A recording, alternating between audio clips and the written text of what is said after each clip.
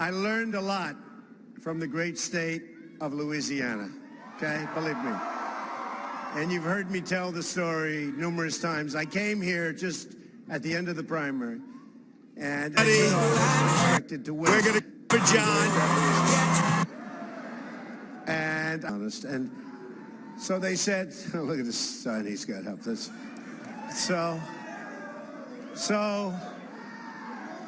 I came down on a Friday night to a massive hangar. The place was absolutely thousands and thousands of people.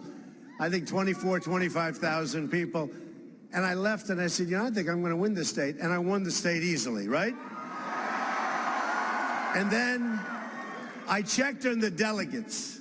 And the delegates were, I didn't have as many as people that I beat. And I said, this system is crooked. You mean I come down, I do all that work, I came down, I used one of the biggest hangars, bigger, I don't know, maybe this one, was it this one? But it was a big hangar. Yeah, bigger.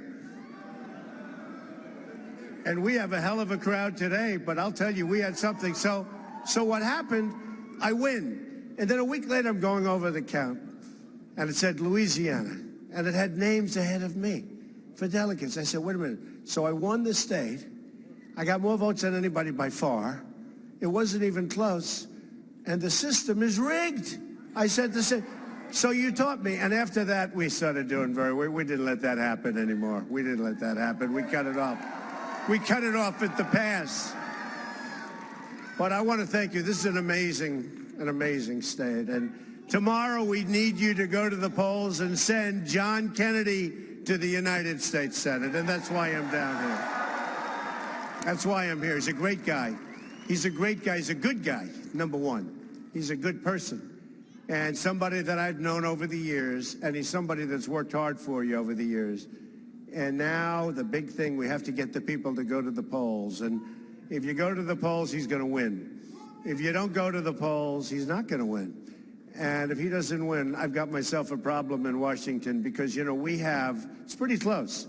It's pretty close. We need John in Washington, not only for the vote, we need for leadership and everything else, but if you go there, we're going to win. Kennedy's a proven leader who's balanced, which is amazing, 16 budgets, returned millions of dollars to taxpayers. He's a tax cutter, and he will be a true fighter for Louisiana in Washington. He will be a fighter for you. So important. We need John Kennedy in the Senate to help enact our agenda.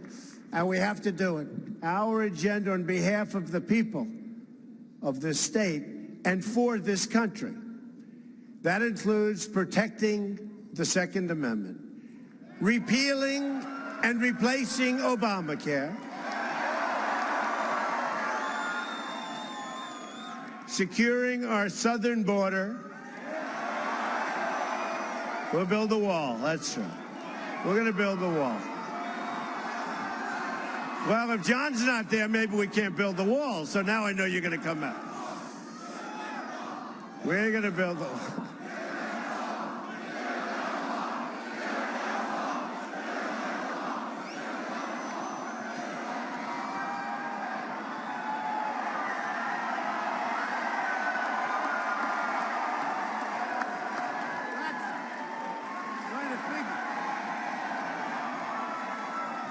This is Louisiana. We don't need coats, right?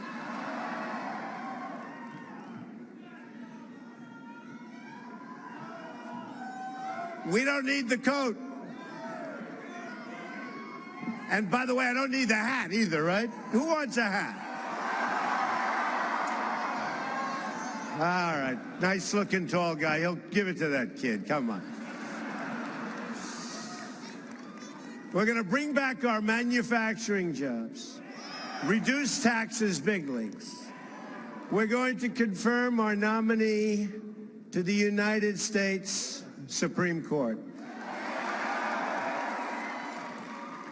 Electing John Kennedy will help ensure that government stops listening to the special interests and starts delivering for the national interest, for our country, for our people, the people that showed up to vote.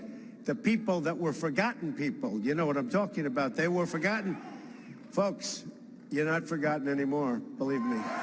Nobody's forgotten. I think the Democrats are going to change their game plan next time. What do you think? The forgotten men and the forgotten women are not forgotten anymore. It's time to deliver for you, the American people. To help me do that, I also need you to elect Mike Johnson in the 4th District, another fighter for Louisiana. Mike's father just passed away. So he's in our thoughts and he's in our prayers. Very amazing, horrible timing in a sense, just passed away. And he loves his father, I will tell you that. And his father was a great guy. So get out there and vote for Johnson and vote for Kennedy. Get out and vote. Working with these great Louisiana leaders, we're going to do amazing things for our country. Our plan begins with bold structural reform to create millions of really good paying jobs. We've lost our great jobs. And, you know, this is going to be a big part because you're in the energy business more than most places. And we're going to see refineries, and we're going to see pipelines, and we're going to see lots of things happening. So get out there and vote. First, on taxes, we're going to undertake one of the great tax reforms and simplifications in American history. At the center of our plan is massive tax relief for the American middle class. We're also, this guy goes all right. You better believe it, right? We're also going to lower our business tax rate from 35% all the way down to 15%. We're going to start hiring again. And we are going to make it not so easy when companies want to leave Louisiana and go to other states, go to other countries, go to other states. You know what? If they do, I'm sorry, folks, you got to fight for yourself, right? But they go out, they go to other countries, they make their product, they sell it back through a very weak border. We have a very weak border, probably the weakest border. Does it get any weaker in the world than this? You know, we fight for other countries so they can have a border, but we don't fight for our own borders. Isn't it incredible? It's incredible. On regulations, we're going to eliminate every single wasteful regulation that undermines the ability of our workers and our companies to compete. On energy, you more than any other state almost, we will cancel the job-killing restrictions on the production of American energy, including shale, oil, natural gas, and clean coal. And you know, we haven't had refineries built in decades, right? We're going to have refineries built again, folks. We use refineries from other countries. I mean, the whole thing is just crazy. It's crazy. On infrastructure, I'll ask Congress to pass legislation that produces $1 trillion of new investments in America's crumbling infrastructure. And that's so true. I have a friend, he's one of the biggest truckers in the world, and he buys these very expensive trucks. I won't give you the name, but the most expensive, most beautiful, he's so proud of it, the best. And he calls me not so long ago, and he goes, you know, I travel from Texas to New York. I travel from Louisiana to someplace. He said, I come back, and my trucks are all busted up because of the roads. I said, when did that happen before? He said, never happened. He says, never been like this. They're all busted up. And he said he's going to buy cheap trucks from now on. So I guess that's, we want him to buy the better trucks. We want to fix up our infrastructure, big league. That includes, and who's better at that stuff than me? Believe me. And, hey, I don't need your vote anymore, but I'm telling you, I'm very good at that. That's right, I don't need your vote. Can you imagine that? 4 years I'll need your vote. But nobody's better at that. That's what I do. But it just made a big impression. You know, when he told me this, it said, yeah. But I asked him, what did it used to be? He said, never been like this, never. New projects, we're going to do new projects for both rural communities and our inner cities. And that's been forgotten, too. If you think the inner cities have been forgotten also, not any longer. And we will put our people back to work in the process, our people.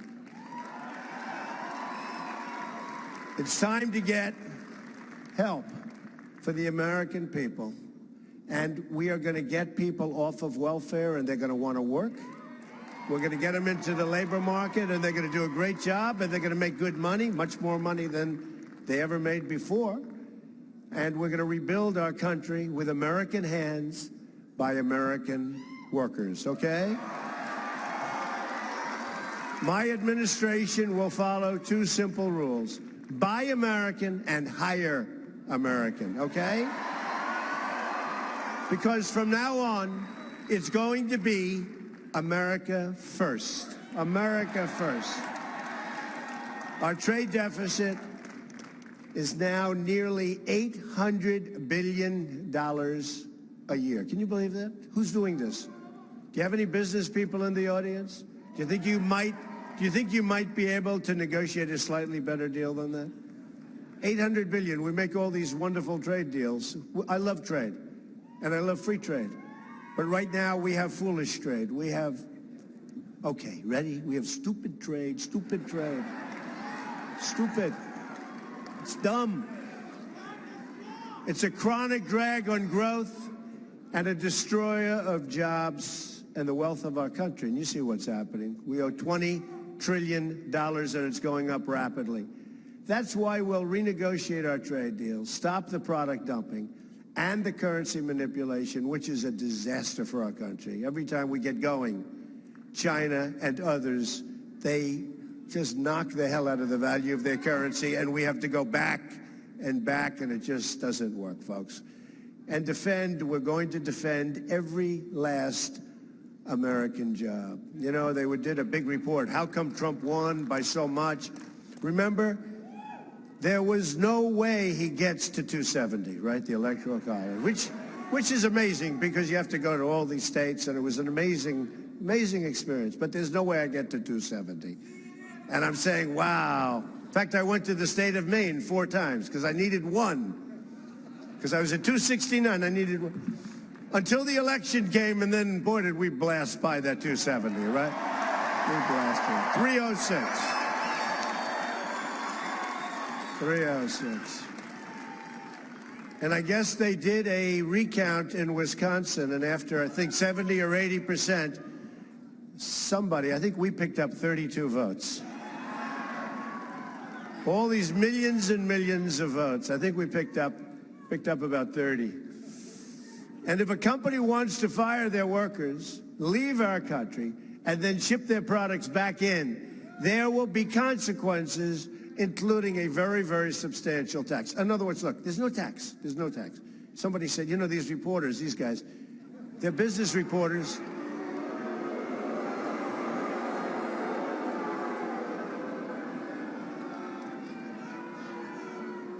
The one thing we have done, we have exposed the credibility of the press. They have the lowest credibility of anybody. And our popularity, I say our because this is a movement that we're all in this thing together. We're all in this together, but we are shooting up. We're like a rocket ship, right? Maybe because I don't like $4.2 billion aircraft.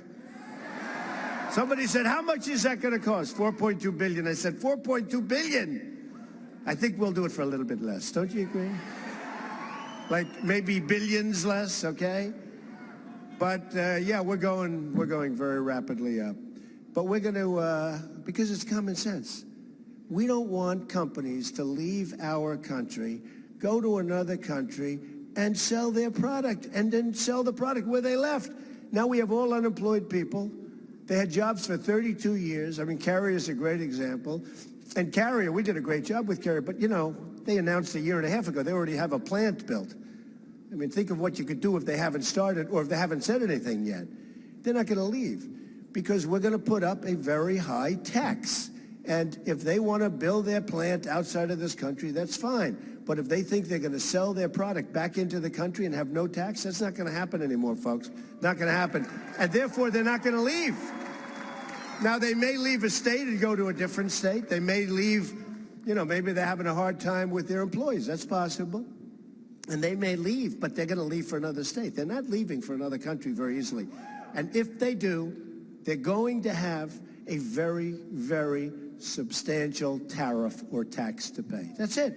And you know what's going to happen? They're going to say, we like Louisiana very much, right? We're not leaving. All right. I don't say 100% of the time, but I'll tell you what, pretty close to that number. It's going to be pretty close. And we lost 70,000 factories in this country. We have so many companies right now, although I think probably, if I would have said a couple of months ago, we have so many companies negotiating to leave, I don't think they're negotiating so fast right now. I've heard that.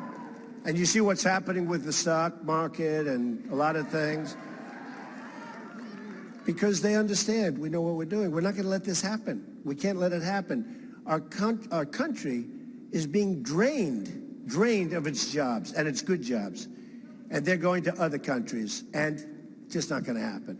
On the military, we will rebuild our badly depleted military and ensure that our service members have equipment and training, technology and resources, everything they need to get the job done. Now, hopefully, we will never have to use that great power that we're going to build. We are going to build the strongest military that we've ever had.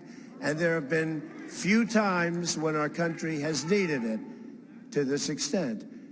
But I believe in peace through strength. You know, you look at some of these other countries, what they're doing, what they're building, and you know what? When they see what we're going to do, they're going to call, and I'm going to have great relationships with China and Russia and all of them. And they're going to call and they say, you know, you're doing a lot of building. Is there any way we can sort of ease it up a little bit? I'm okay with that, but they have to ease it up too. They're not easing it up. If you look at what's going on in China, if you look at what's going on in so many other countries, they're not easing up. And if they're not easing up, we're not easing up, okay? At the same time, we will ensure our veterans have the best medical care anywhere in the world. We will honor those who have served this country, and that includes respecting and defending the American flag.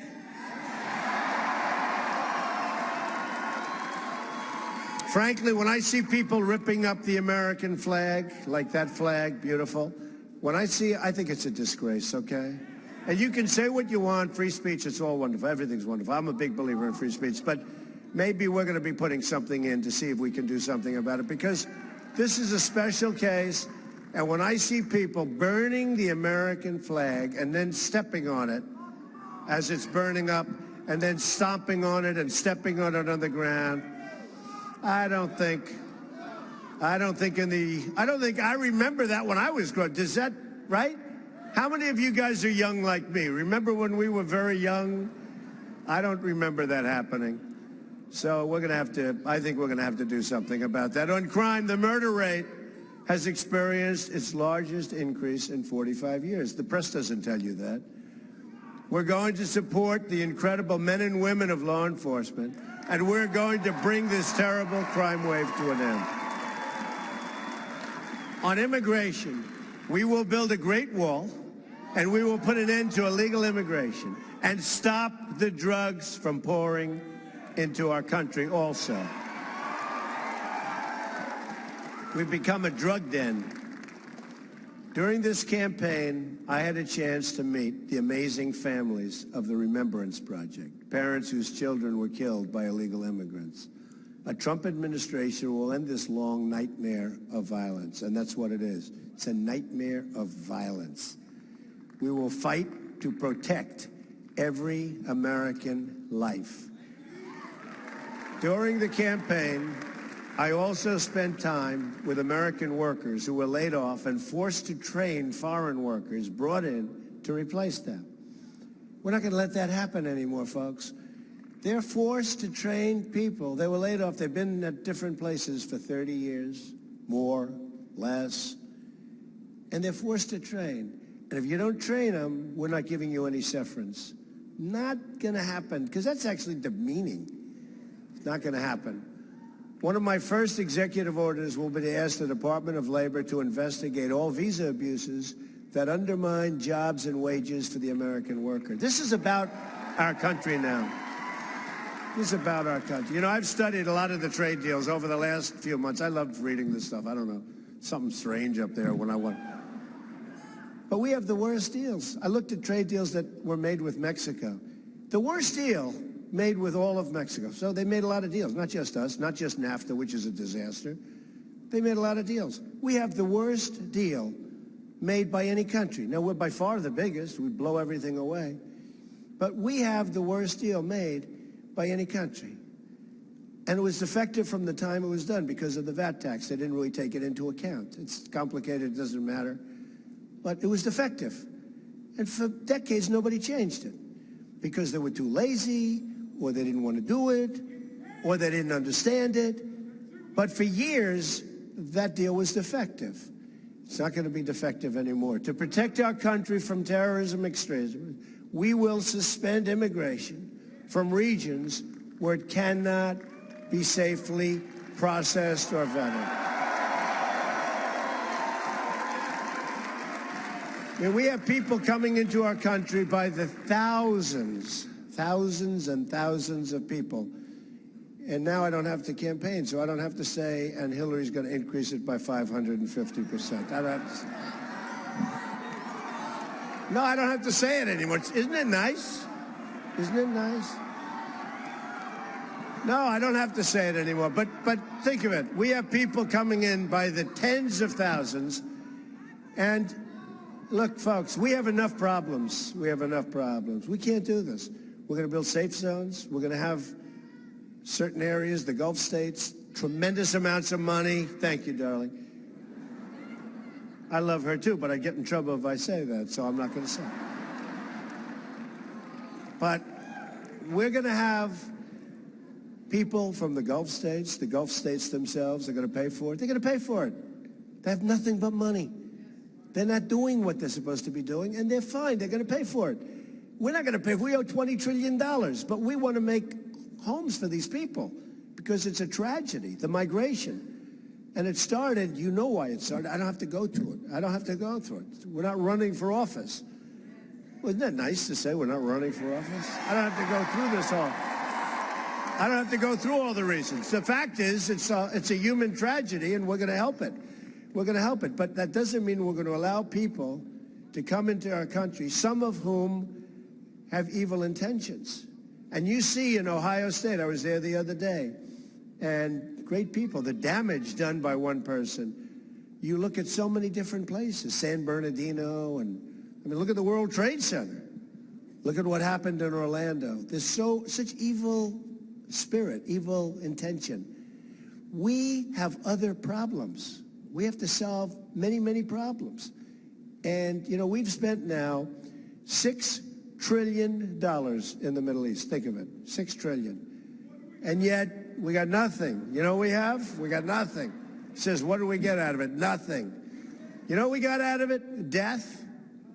We got destruction. We have all this money that we owe. The whole thing is crazy. With that being said, we have to stop ISIS. We have to knock them out. Have no choice. Have to knock them out. We'll do that. I'll say General Mad Dog Mattis. He's great. He's great. He's a great guy. He's a great guy. And we have another great person going to be named, not a lot of them, but in terms of what we're talking about next week, somebody that you're going to have tremendous respect for also. A Trump administration will always put the safety and security of the American people first. Ethics reform will be a crucial part of our 100-day plan as well. We're going to drain the swamp of corruption in Washington, D.C. Drain the swamp.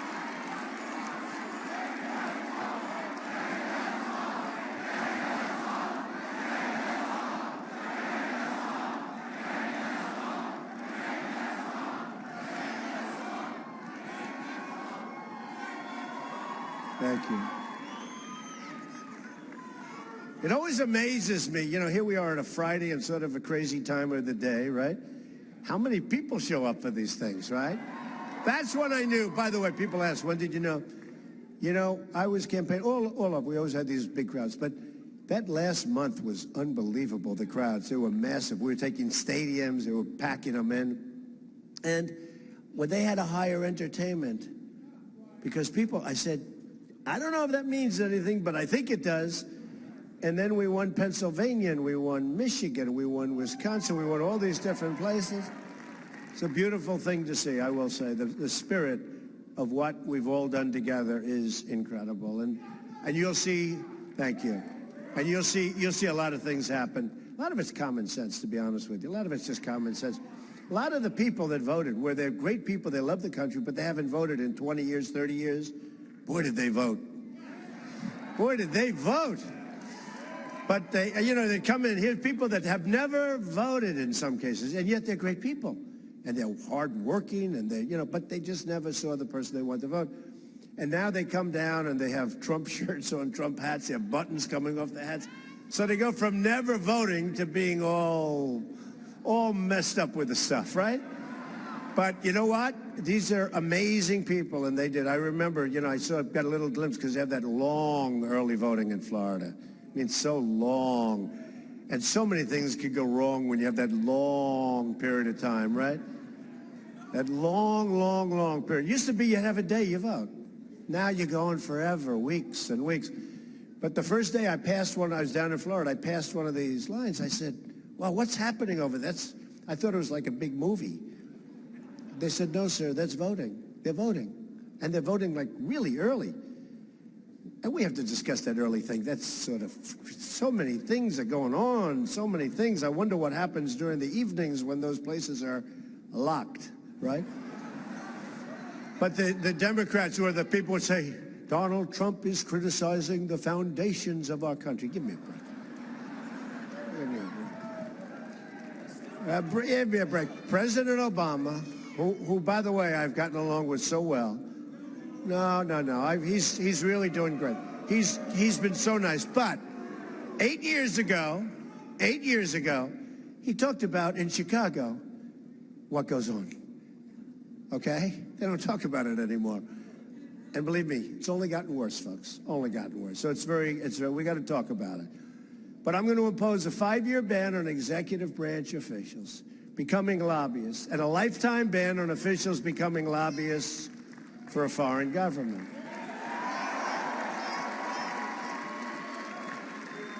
And I thought, when I got involved in this Boeing situation, and I have great respect for Boeing, by the way, tremendous respect, but I said to myself, the people that spend all this money, when you're talking about $3 and $4 billion for an airplane, which is, who knows? But when you're talking about the kind of money, I said, let me ask you, who gives these orders out? Now, there are people, procurement people. Now, some of these people then go to work for these companies.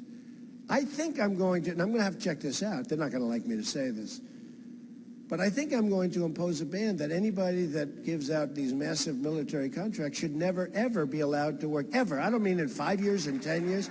Should never be allowed to work for those companies that make the equipment. I mean, they're giving out, this F-35 bomber, which is total, or fighter, that's totally, like uncontrollably over budget.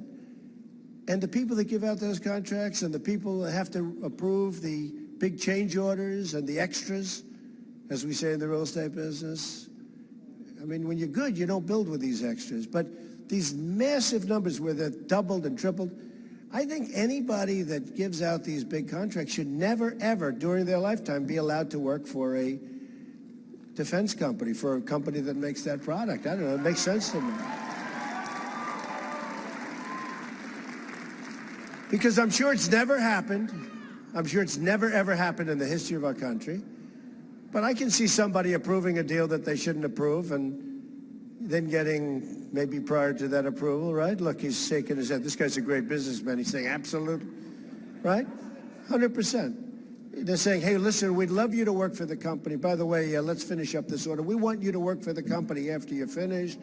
Like, how about next year? How about next month? Let's get this finished. And then all of a sudden, you get stuck with a horrible contract, and these people go off, even if it's 2 years or 5 years. I don't think they should ever be allowed to work for these companies. And if they take the job and they know that, it's fair. But I'll bet you would see a big, big difference because the purchasing in this country is totally out of control for everything, not only military, for everything. I had that idea yesterday. I have a lot of little ideas. You know, you get ideas when you're in business, but you get ideas as you go along. But I just saw, and I never saw numbers like this, the massive numbers of overruns, cost overruns. It bears no relationship to the original contract. So I think we're going to have to think. I think that might be a lot more important than what we're talking about even with the lobbyists, okay? Does that make sense to the business people here? So we face many challenges, but this is truly an exciting time to be alive. The script is not yet written. We do not know what the page will read tomorrow, except for those very young people, right? They're going to be happy. You're going to be very, very happy, the young ones, huh? We're going to make sure. I think if we had a different result, they wouldn't have been so happy. But for the first time in a long time, what we do know is that the pages will be authored by you, by all of us. The American people will be in charge. Your voice, your desires, your hopes and aspirations will never again fall on deaf ears, and they were on deaf ears. You will be the captains of your destiny once more. Together we will raise incomes, and your incomes are going to go up. And your incomes are going to go up. You know, we have this phony unemployment number that you look around for a job, you can't find it, you go and quit, you go home to your wife or your husband or your parents, and they consider you statistically employed. And then they say we're down at 5%, then 4.9%. It's nonsense. But we want incomes to go up, and we want to create millions and millions of new jobs, and that's what we're going to do. And we can't lose our companies. Can't lose our companies if we're going to do that. We will lower taxes, unleash American energy, and bring thousands of new companies to our shores. We will reestablish the rule of law and appoint justices to the United States Supreme Court who will uphold and defend the Constitution of our country.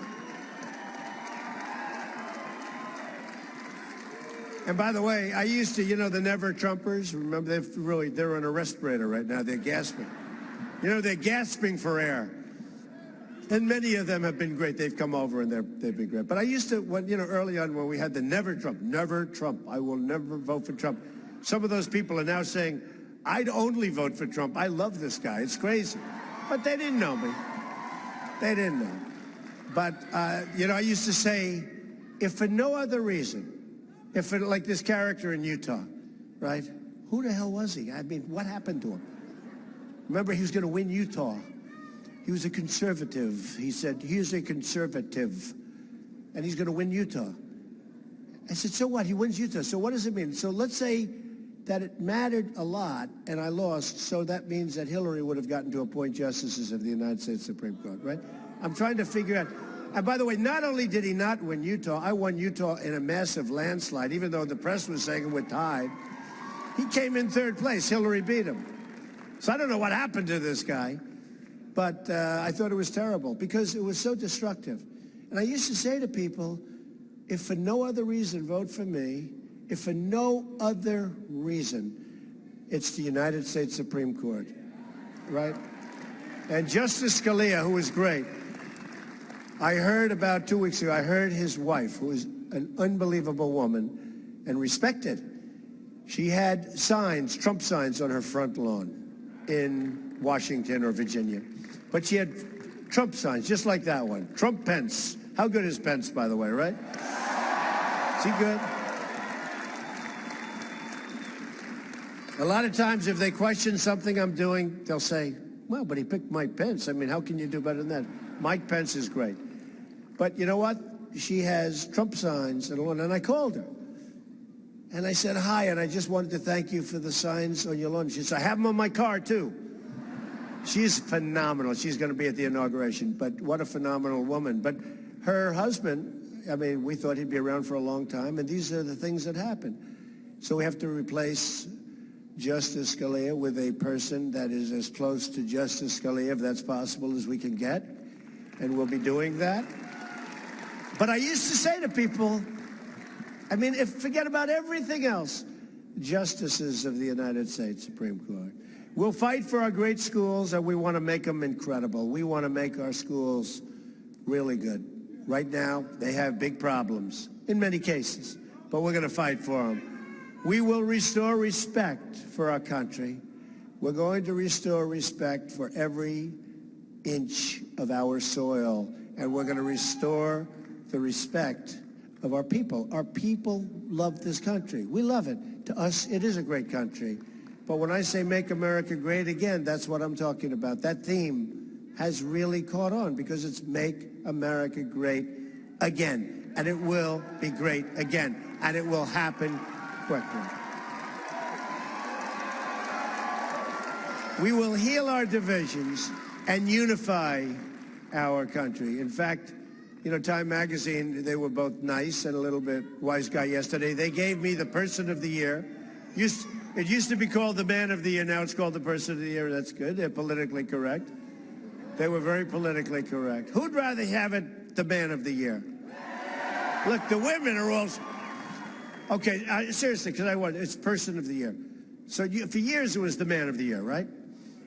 And I think even if a woman was named, it was the Man of the Year. So it's a little bit shaky. Who would rather have it be the Person of the Year? I got a lot of women here. What about the women? Let's do it again. Who would rather have it be the Person of the Year? A couple of people. Who would rather have it be the Man of the Year? I don't know. Maybe why that could be why the magazine business isn't so great, right? I don't know. Think of that. All the women wanted to be the Man of the Year. Anyway, who cares? But it's Person of the Year. But they said, you know, looking over a divided nation. You saw that. So they're taking a shot. I said, wait a minute, I haven't run this yet. I haven't run it. So they're not, you know, you're trying to be a little bit nasty, but I haven't run anything. So it is a divided nation. We're going to bring our nation together. When Americans are unified, there is nothing we cannot do, no task too great, no dream too large, no goal beyond our reach. My message today is, number one, get out to vote tomorrow for John Kennedy. That's number one. And our great soon-to-be congressman, you got to get out to vote. And I pay my respects to his family. Today is for all Americans, from all parties, all beliefs, all walks of life. No matter your age, your income, your background. I'm asking you to join this incredible movement. There has never been a movement like this. There actually hasn't. You know, yesterday they were talking about, they were trying to find a comparable. You know, usually you go back to Reagan, you go back to something, right? It's not so long ago.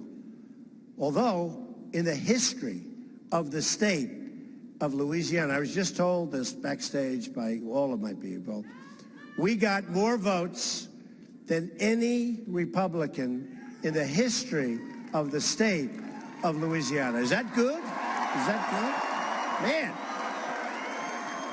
I want to give up some of them for John Kennedy tomorrow. We'll take 10% off the top. So I'm asking you to dream big and bold and daring things for yourself and for your country. I'm asking you to believe in yourself again. And I'm asking you to believe in America again. And if we do that, then all together, we will make America so very strong again. We will make America rich again. We will make America safe again. And we will make America